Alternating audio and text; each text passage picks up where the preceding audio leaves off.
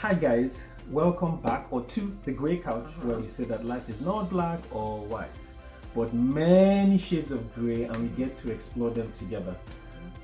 Fresh off the boat from our retreat, and what a refreshing time it was. At least for me it was. I can't speak for certain parties. I'm just joking. It was a nice time it was a nice time just to unplug and explore. So just real quick, we just want to explore one or two threads, pull some threads that came out when we were retreating. You know, you're just joining us. We're talking about the mid-year flourishing retreat. So this was our inaugural one. We're going to be hosting another one next year. So look out for that. But this is the Grey Couch mid-year marriage retreat. Yep. So at the retreat, we were talking about legacy. I mean, leaving a legacy in your marriage. Yep. What kind of legacy you are leaving in your marriage, considering that legacy is like behavior and also what you leave behind, right? So it's kind of, a pattern of behavior. There are two, actually three, about different definitions of legacy, which will look two main ones. So it was a mixture of all of them combined. And then that led us to the question of character, specifically in relation to somebody was asking the question to say, if my spouse wants me to do something that is against my wishes or against my personality or something that is not what I want to do, I feel like I'm taking an L all the time just to make them happy when they themselves need to work on their own expectations, right? And so the question became, why are you looking at it like a W and an L? W win, L loss. Because that's already, putting you in, what do you call it? Defensive mode, right? A beta status. And so another participant talked about the fact that, well, where does Christian character come into play? Because if you were really wholly submitted to God, then you should be looking at it as serving that spouse's need for whatever it was, for silence, for noise, for whatever it was. And so that was kind of part of what we kept talking about, to say we do not talk about character enough. We talk about personality. True. Even though personality, part of your character, but character is something that is forged, that is grown, we don't leave it to chance. I think that's the thing. And character is difficult to grow. What's certain is said that character is the tree and reputation is the shadow. What character is who you are, and reputation is what people think that you are. And then character is legacy, though. As in, if you have good character, you're leaving good legacy. I think that's something that we didn't really tease out. But character is legacy. If we were to think about it that way, a good name is better than wealth, right? That just means that the person is, a good person, even though people's idea of good kind of differs, right? Based on, I think my resistance to this character is that, like you said, that word forge, it takes a while before you start seeing return on investment in character. It takes a long time. Are you sure? I don't think so. I believe it does. I think it does. So is that why people take shortcuts? I don't think so. I think people take shortcuts. But it's lifelong. It's not something you're... So I think my question would be, why are you looking for a return on character? Because that should be... And that comes back to that W and L question. Because those two things should be divested from one another. I'm building my character. I'm not building my character so this person can call me a good man. So I guess that goes to the question of motive, as in why are you building your character, and why do you need to build your character? I mean, I would be the first to say that it's twofold. One, I want to build my character so that I have that good name. One, so maybe there's a little of reputation there, but I don't want it to be a false reputation whereby there's no integrity. That's who I am is different on inside and outside. That's what character is, though. It's that character formation is that you become a whole-rounded person. who you are inside is who you are on the outside. The other one is reputation management. I think we also talked about that. Impression management, reputation management. That's completely different from your character, which is why it looks like sometimes people are are called hypocritical, because you're showing people one part of you, but the person that knows you or the family that knows you, you're showing them a different part of you. That is not character formation. So we can let's I mean, I wanted us to use that and segue it into marriage. Okay. So take for example, I'm one person at the office. I'm friendly, I'm gregarious, I'm helpful. But then when I come home, I'm a completely different person, and this shows how is that though? I think that becomes a question. Like, how did that happen? Well, I mean, just thinking for myself, the need to adapt. I feel like I need these qualities to survive in this environment. Okay. I feel I need this quality to survive in this environment, but in this other environment, I can be myself. And my character building is that I want the person that I'm at home to mirror the person I am at work. You know, in what areas? Because what you're saying, I'll tell you, is needed. You cannot go to work and be doing anyhow now. You also have to, what's the word?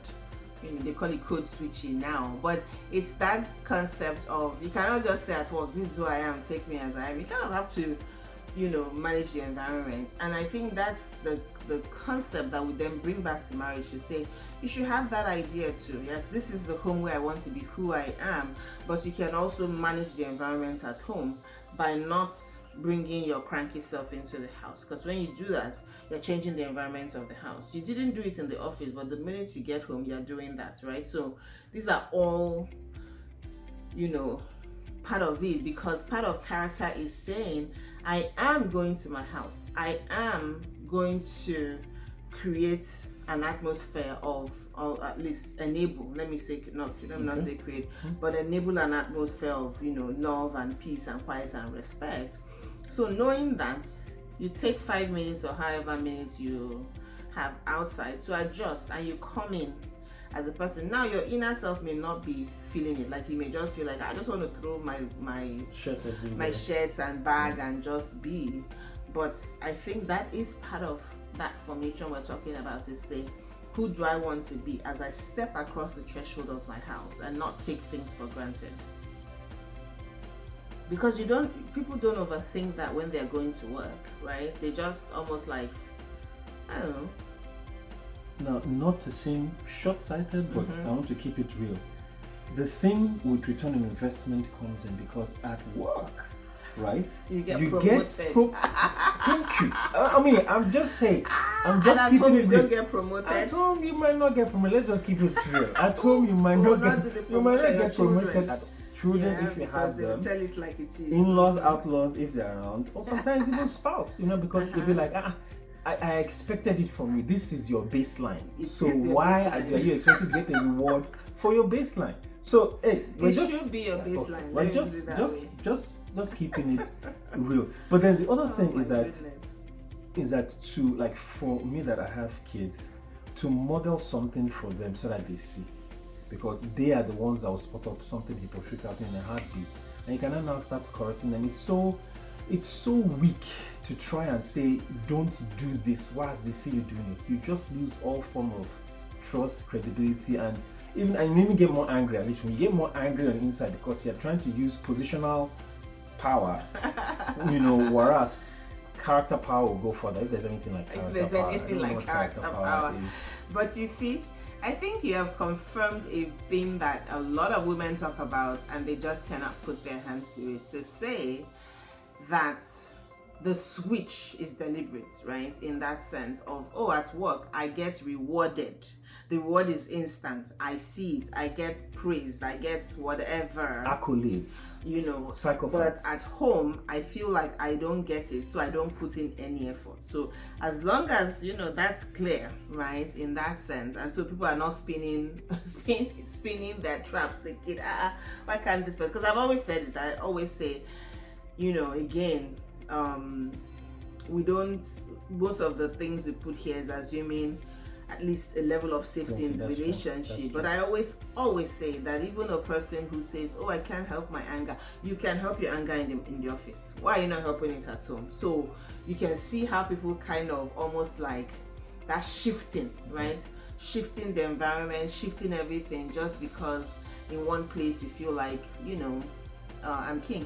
However, I've also said on this channel to say I can understand too the pressure, right? The pressure to be this different person, to fake it, to mask it. So when you come home, most people now want to decompress at home. But again, it is not an excuse, but I'm saying I can understand the, what do you call it, like a pressure cooker, right? You've been building all this pressure at home.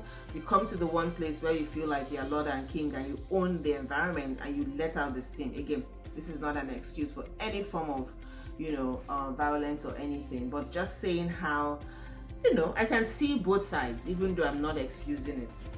So, in the time that we have left, right, there's this quote that's been going through my head, and I'm really trying that by John Maxwell. It says, don't teach what you know, talk instead about what you have lived.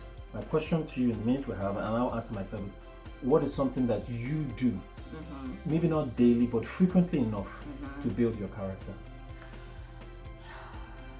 It's a lot of reflection, right? Self-reflection. I kind of, at least I'm thinking with the children, I kind of think through some of our interactions to say, could I have handled that any better?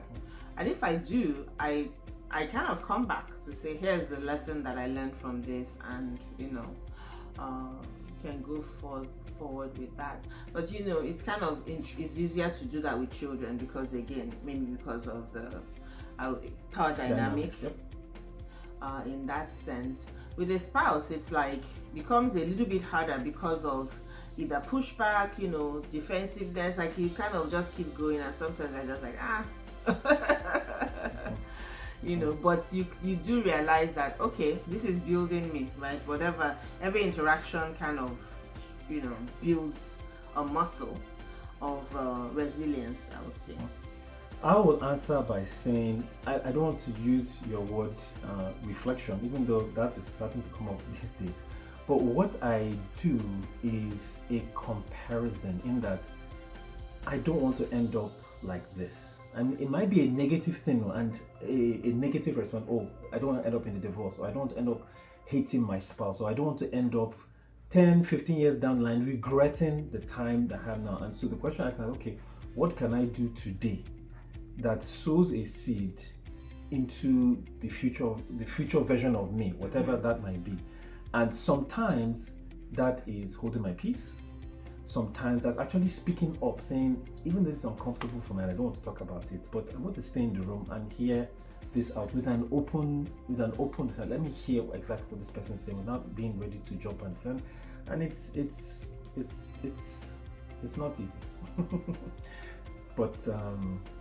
But I'm able to sleep with myself at night. I'm able to sleep at night, and so that's always a good way to put a pin in it. Right. Okay. Well, that's what we have for you for this week. Don't forget to like. Legacy. Yes. Don't forget to like, share, and subscribe, and send us your questions. Let's see, what are your questions on legacy? What are your questions on character in marriage? And we'll respond. Right, from our couch to yours. Bye for now.